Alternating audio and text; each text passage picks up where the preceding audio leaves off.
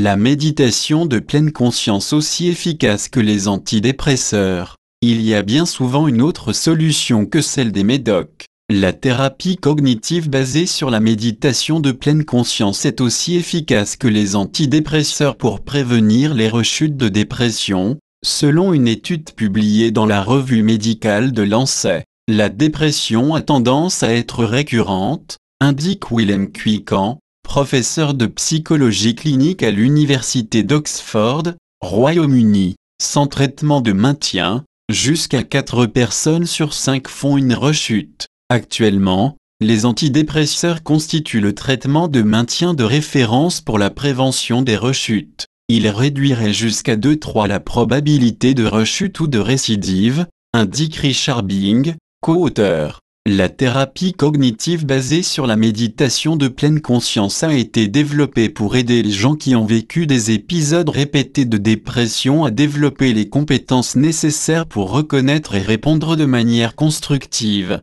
aux pensées et sentiments associés à la rechute, afin d'empêcher une spirale vers la dépression. Kuyken et ses collègues ont mené cette étude avec 424 personnes atteintes de dépression majeure récurrente et prenant des antidépresseurs comme traitement de maintenance. Elles étaient assignées au hasard à arrêter graduellement leur traitement antidépresseur et recevoir la psychothérapie, puis cours de 2h30, des pratiques quotidiennes et 4 séances supplémentaires optionnelles au cours de l'année, ou à continuer de prendre leurs médicaments pendant 2 ans. Les séances de thérapie consistaient en pratiques guidées de pleine conscience, discussions de groupe et autres exercices cognitivo-comportementaux. Sur 2 ans, les taux de rechute dans les 2 groupes ont été similaires, 44% et 47%. Un participant témoigne: la pleine conscience me donne un ensemble de compétences que j'utilise pour rester bien à long terme. Plutôt que de compter sur l'utilisation continue des antidépresseurs, la pleine conscience me met en charge, me permettant de prendre le contrôle de mon propre avenir, de repérer quand je suis à risque et d'apporter les changements dont j'ai besoin pour rester bien.